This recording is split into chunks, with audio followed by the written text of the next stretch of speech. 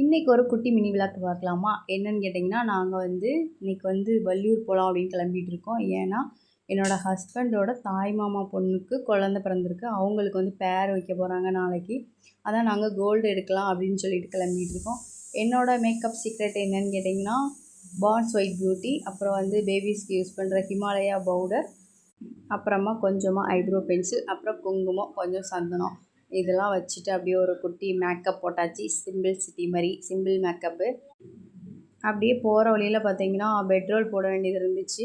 அப்படி பெட்ரோல் போட்டுட்டு அப்படியே நேராக வள்ளியூருக்கு போயாச்சு. நான் எந்த கடைக்கு போனோன்னு பார்த்தீங்கன்னா ஏஹெச் கடைக்கு தான்.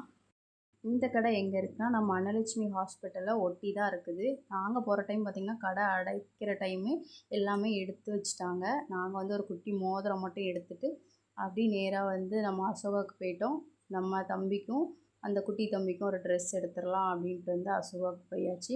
அசோகாவுக்கு போணுச்சு பார்த்திங்கன்னா லிஃப்ட்டில் போகலாம் அப்படின்ட்டு நான் சொன்னேன். என் ஹஸ்பண்ட் சொன்னாங்க, நீ லிஃப்ட்லலாம் ரொம்ப லேட் ஆகும், படியிலே நடந்து போயிடலாம் அப்படின்னு சொல்லிட்டு படியிலே நடந்து போயிட்டோம்.